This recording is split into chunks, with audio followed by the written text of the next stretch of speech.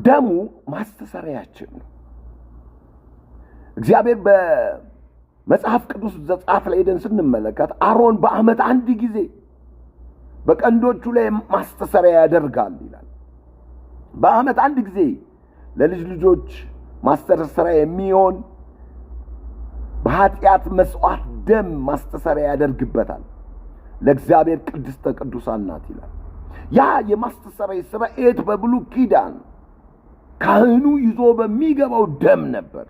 ስርዓቱ ግን ብሉይ ኪዳን አላቆመም፣ ቀጥሏል። በኢየሱስ ክርስቶስ ደም ቅዱስና ነውር በሌለው በዘላለም መንፈስ ራሱን ባቀረበ በኢየሱስ ክርስቶስ ሆኖ በአዲስ ኪዳን ስርዓት ቀጥሏል። ያለ ኢየሱስ ክርስቶስ ደም ስርዓት የለም። ያለ ኢየሱስ ክርስቶስ ደም መልጃ የለም። ያለ ኢየሱስ ክርስቶስ ደም ዓለም አትድንም። ያለ ኢየሱስ ክርስቶስ ደም ትውልዶች ወደ እግዚአብሔር መንግስት መፍለስ አይችሉም። ያለ ኢየሱስ ክርስቶስ ደም። ምክንያቱም ስርዓት ያለው በደሙ ነው። ያለ ስርዓት፣ ያለ ቅድስና፣ ያለ ክርስቶስ ደም መታጠብ ሰዎች ፈጽመው እግዚአብሔርን ሊያዩት አይችሉም ወገኖች። ስለዚህ ስርዓት ያስፈልጋል በደሙ። ያ በብሉይ ኪዳን የጀመረው በፍየሎችና በኮርሞች በዋኖሶች በርግብ የነበረው ደም የማስተሰሪያ ስርዓት አምላኪውን በህሊና ፍጹም ሊያደርገው አልቻለም። ስለዚህ እግዚአብሔር አምላክ ያንን ኪዳን ለዘላለም ጸንቶ በሚቆም የማስተሰሪያ ስርዓት ቀየረው። ክብር ለኢየሱስ ይሁን። ስለዚህ ወደ ራእይ መጽሐፍ ላይ ስንሄድ በጉ ይህንን ዲክሌር ሲያረግልን እንመለከታለን፣ ሲያውጅልን እንመለከታለን።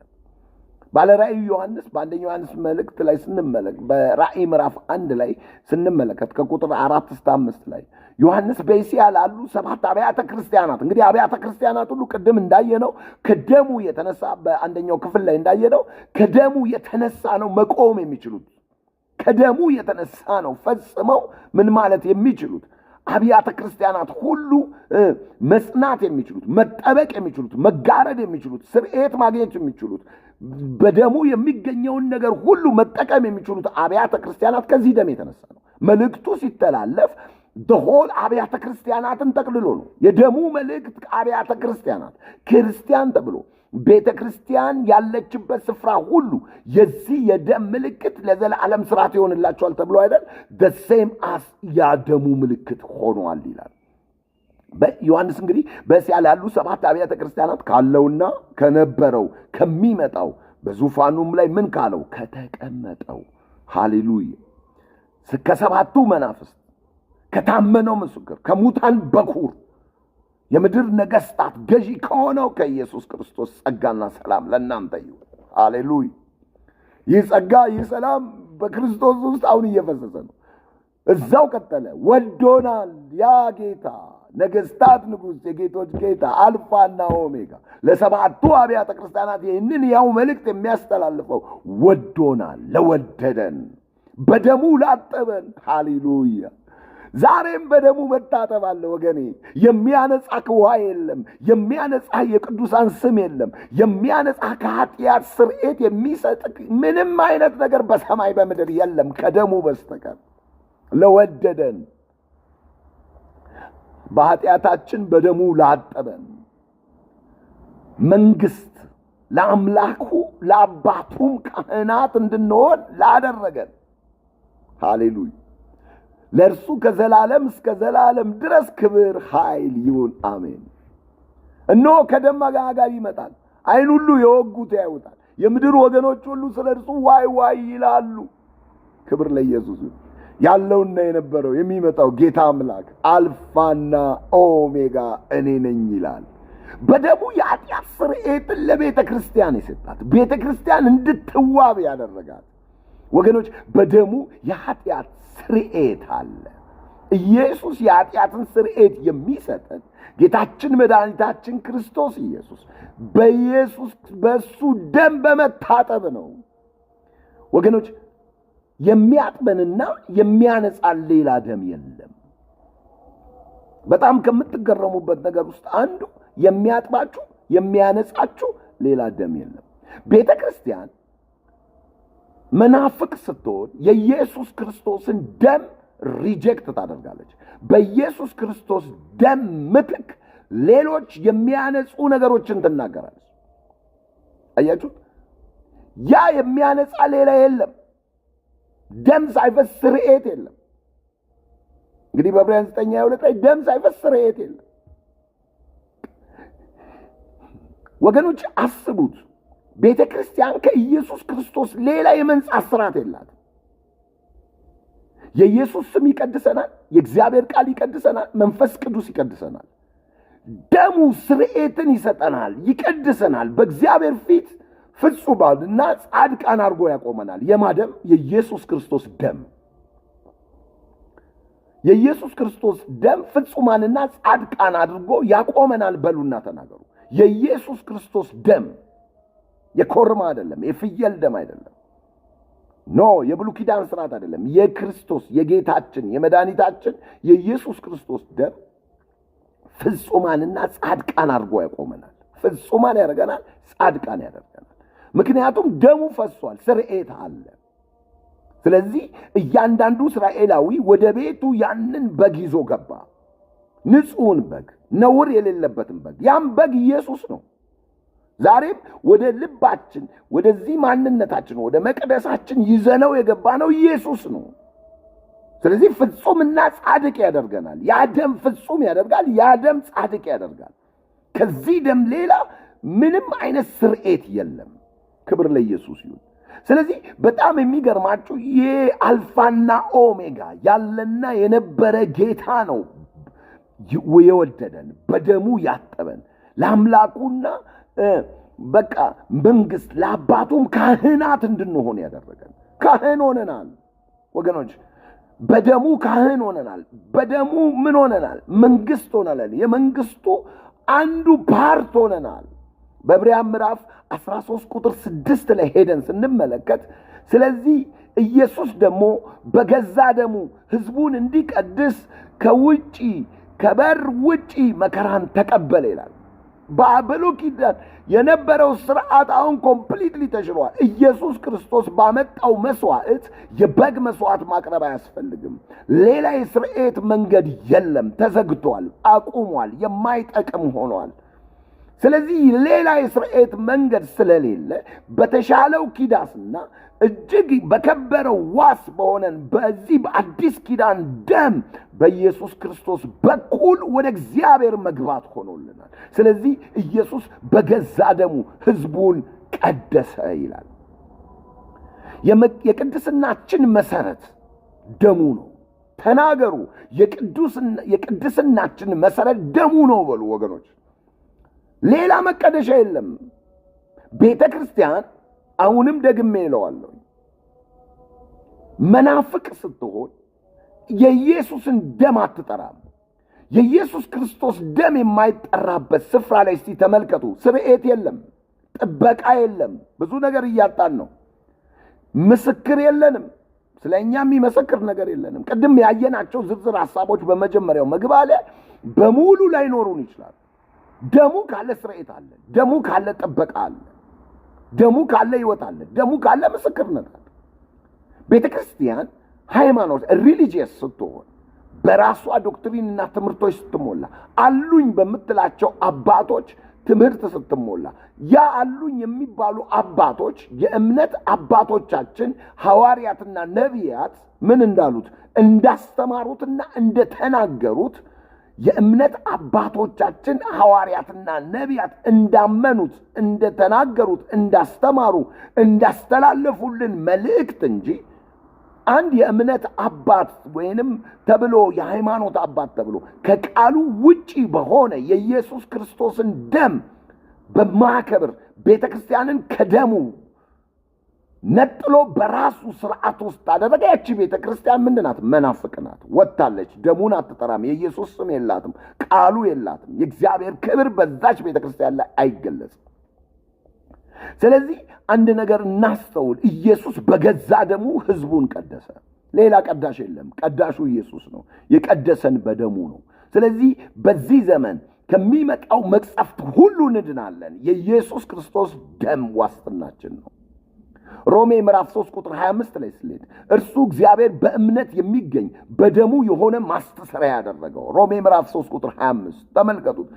ኢየሱስን እግዚአብሔር በእምነት የሚገኝ በደሙ የሆነ ማስተሰሪያ አድርጎ አቆመው። ማንን? ኢየሱስን። ምን አደረገው? በእምነት የሚገኝ በደሙ የሆነ ማስተሰሪያ አድርጎ አቆመው። ይህም በፊት የተደረገውን ኃጢአት በእግዚአብሔር ችሎታ ስለመተው ጽድቁን ያሳይ ዘንድ ነው ይላል።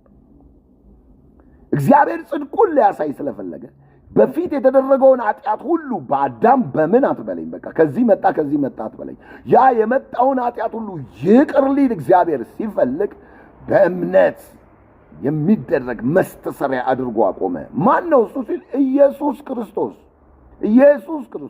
እግዚአብሔር በእምነት የሚገኝ በደሙ የሆነ ማስተሰሪያ አድርጎ አቆመ። እያንዳንዱ እስራኤል ለራሱ ንጹህ በግ ወሰደ፣ ንጹህ በግ ወሰደ፣ ያለ ነውር የሆነ በግ ወሰደ። እያንዳንዱ እስራኤል በግ አለው፣ የበጉ ደም አለው። እያንዳንዱ አማኝ በዚህ ዘመን የኢየሱስ ክርስቶስን ደም ሊጠቀም ይገባዋል፣ ሊያምን ይገባዋል። እያንዳንዱ አማኝ በእምነት የሚገኝ በደሙ የሆነ ማስተሰሪያ እግዚአብሔር ፈቅዶልናል። ሌላ የተፈቀደልህ የማስተሰሪያ መንገድ የለም። ኃጢአትህን ሊያስተሰርይልህ የሚችለው በእምነት በኢየሱስ ክርስቶስ በማመን የደሙን ማስተሰሪያ ስትቀበል ብቻና ብቻ ነው። ሌላ ነገር የለም። በቃ አለቀ። እግዚአብሔር አቆሞታል። ማንን አቆመ? ኢየሱስ ክርስቶስን አቆመ። ኢየሱስን ምን አድርጎ አቆመ? በእምነት ላሉ ሰዎች በደሙ የሚገኝ ስርየት ፈቀደላቸው። ፈቃጁ እግዚአብሔር ነው። እንግዲህ ስርየት አለ ብለህ መናገር አትችልም። በደሙ የሚገኝ ስርየት ሆኖልናል። በሮሜ ምዕራፍ 5 ቁጥር 9 ላይ መልሶ ይገልጽላችኋል። ይልቁን እንግዲህ አሁን በደሙ ከጸደቅን፣ አሁን በደሙ ምን ሆነን? ጸደቅን። በእርሱ ከቁጣው እንድናለን። በክርስቶስ ኢየሱስ ከቁጣ እንድናለን። በጌታችን በኢየሱስ ክርስቶስ ሊመጣ ካለው በምድሪቱ ላይ ካለው ቅጽፈት ትድናለህ። ምክንያቱም እስራኤል ከደሙ ምልክት የተነሳ ከአጥፊው ተርፏል። አጥፊው የበኩር ልጆችን አልነካም። ቤተ ክርስቲያንን ዛሬ ጠላት መንካት አይችልም። ዛሬ በዓለም ዙሪያ ያላችሁ ቅዱሳኖች ደሙን እርጩ። በኢትዮጵያ ያላችሁ፣ በአፍሪካ ያላችሁ፣ በኢሮፕ ያላችሁ፣ በተለያየ ሀገር ያላችሁ የኢየሱስ ክርስቶስን ደም እርጩ። እርሱ የኢየሱስ ክርስቶስ ደም በእምነት የሚሆን ማስተሰሪያችን ነው። ስለዚህ አሁን እግዚአብሔር ይልቁኑ አሁን በደሙ ጸድቀናል። ጽድቅን በደሙ አግኝተናል። ከእግዚአብሔር ቁጣ እንድናለን። ወገኖች ከቁጣ የምንድንበት ጊዜ ነው። በዘሌዋውያን ምዕራፍ 17 ቁጥር 11 ላይ ምን እንደሚል ታውቃላችሁ? የሥጋ ሕይወት በደሙ ውስጥ ነውና ይላል። ደሙ ከሕይወቱ የተነሳ ያስተሰርያልና ይላል። በመሠዊያ ላይ ለነፍሳችሁ ማስተሰሪያ ይሆን ዘንድ እኔ ለእናንተ ሰጠሁት ይላል እግዚአብሔር። ሃሌሉያ! ለእኔ ሰጥቶኛል። ክብር ለኢየሱስ ይሁን። ለአንተ ሰጥቷል፣ ለአንቺ ሰጥቷል። ምን ማስተሰሪያ ሰጥቷል? ለምን? ሕይወት ነው በኢየሱስ ክርስቶስ ውስጥ የፈሰሰው። ያ ደም በኢየሱስ ክርስቶስ ውስጥ ሕይወት ነበር። የኢየሱስ ክርስቶስ ደም የኢየሱስ ሕይወት ነበር። ኢየሱስ ውስጡ የነበረው ደም የእርሱ ሕይወት ነበረ። ኢየሱስ ክርስቶስ አምላክ ሆኖ ሳለ መለኮት ሥጋ ለብሶ መጣ። ሥጋ ለብሶ ወደዚች ምድር መጣ። በኢየሱስ ክርስቶስ ደም ውስጥ አንድ ነገር ሆነ። በዛ ሥጋ በለበሰው ማንነት ውስጥ ምን ሆነ? ደም ሆነ። ያ ደም ደግሞ ሰይጣን እኮ ፎርጂድ ሊሰራው የማይችል ሊያመሳስለው የማይችል ታሪክ ተሰርቷል። በቃ አለቀ። የትኛውም ሃይማኖት ከመቃወምና ራሱን ለገሃነመ እሳት ከማዘጋጀት በስተቀር በዚህ ነገር ላይ ቢቃወም ምንም አይነት ፎርጂድ ሊሰራ አይችልም። ሃሌሉያ! አምላክ ይችላል። ሰው መሆን ይችላል። መወለድ ይችላል። አምላክ ነውና እኔ በአምላኬ ላይ አትችልም ማለት ነው። አምላክ ያልሆነውን ልትለው ትችላለህ። አምላክ ያልሆነውን መወለድ አትችልም። ሥጋ ለብሰ መምጣት አትችልም። እንዲሆነ መምጣት አትችልም። መለኮታዊ ፕሮግራሙን አምላክ ራሱ ያውቃል። አሜን ከማለት በስተቀር የምለው ሌላ ነገር የለኝም። አምላክ ነውና እኔ አምላክ አለኝ። አምላክ ሥጋ ለብሶ በቅድስት ድንግል ማርያም ተወልዶ አማኑኤል እግዚአብሔር ከኛ ጋር ነው ሆኖ መጣ። አምላክ ተሰዋ፣ ሥጋ ለብሶልን። ሥጋ ለብሶ የመጣው ያ ጌታ በሥጋው መከራን ተቀበለልን ከበር ውጭ። ለምን? ስርኤት ሕዝቡ ያገኝ ዘንድ፣ ምህረት ያገኝ ዘንድ፣ ያበቃ ዘንድ። ምኑ ያበቃ ዘንድ? የፍየል የኮርማ አምላኪውን ከህሊና ነፃ ሊያደርጉ የማይችሉ የስርኤት ስርዓቶች ሁሉ ያቆማ ዘንድ ለዘላለም የሚሆን በእግዚአብሔር ፊት የሆነ መስተሰሪያ አድርጎ ክርስቶስን ሊያቆመው እግዚአብሔር ፈለገ። በቃ ምን ታደርጋለህ? ኖ በዚህ መንገድ አልድንም አትልም። ካላመንክ ትጣላለህ ተቆርጠ። ባላመኑት ላይ የእግዚአብሔር ጭካኔ ይመጣል። በምህረት ጸንተው በማይኖሩት ላይ የእግዚአብሔር ጭካኔ ይመጣል። እነዛ እንደ ራሳቸው እንደ ወይራ ዛፍ የነበሩትን እግዚአብሔር ቆርጦ ከጣላቸው እንደ በረሃ ዛፍ የሆነው እኛ በወይራ ውስጥ ተተክተን ነው የምንኖረው። ፍራንጂ የትዕቢትን ነገር አታስብ ስለሚል እግዚአብሔር ቃል ተቆርጠ ትጣላለህ፣ ትደርቃለህ። ባለማመን ምክንያት እነሱ ከተቆረጡ አንተስ ምን ልትሆን? ስለዚህ ከማመን ውጪ ሌላ ነገር የለንም። መለኮት ነው የተናገረ። መለኮትን እንዴት አይችልም ትላለህ? መለኮት ይችላል ሁሉን። ካለመኖር ወደ መኖር እኮ ያመጣል። ስለዚህ ይህ በኢየሱስ ክርስቶስ ሥጋ ለብሶ በመጣው ማንነት ውስጥ ምን ነበር? ደም ነበር። ያ ደም ሕይወቱ ነበር። ሲገርፉት፣ የሾህ አክሊል ሲደፉበት፣ እጆቹ በጭንካር ሲወጉ፣ ጎኑ ሲወጋ፣ እግሩ ሲወጋ፣ ጀርባው ሲተለተል፣ ደሙ ከላዩ ላይ ሲፈስ ሕይወቱ ነው የፈሰሰው። ስለዚህ በዛ የሥጋ ሕይወት በደሙ ውስጥ ነውና ከደሙ አያችሁ፣ ከዛ ደሙም ከሕይወት የተነሳ ያስተሰርይልናል። ደሙም ከሕይወቱ የተነሳ ምን ይለናል? ደም ያው ስለሆነ ደም ስለሚና የአቤል ደም ፈሶ ይናገራል ነበር። ሕያው ደም ነው፣ የሚናገር ደም ነው። የኢየሱስ ክርስቶስ ደም ይልቁን አያችሁ የኃጢአት ስርየትን ለማምጣት ይናገርልናል። ያ የፈሰሰው ደም ነው ምልጃ የሚሰጥ። የተከፈለው ዋጋ የምልጃ ዋጋ ነው። የምልጃ ዋጋ ማለት ደም ማለት ነው እንጂ ጸሎት ማለት አይደለም። አጸለየ ስለዚህ ያማልደናል የሚባለው ጉዳይ አይደለም። እዚህ ጋር የፈሰሰው ደም ነው፣ የሚማልደውም ደም ነው። በጣም የሚገርማችሁ እንግዲህ ደሙ አሁን ከሕይወቱ የተነሳ ያስተሰርያል። በመሰዊያው ላይ ለነፍሳችሁ ማስተሰሪያ ይሆን ዘንድ እግዚአብሔር እኔ ይሄንን ሰጠው አለ። በቃ ይሄንን የሰጠው የስርዓቱ መንገዱ ይሄ። ክብር ለኢየሱስ ይሁን።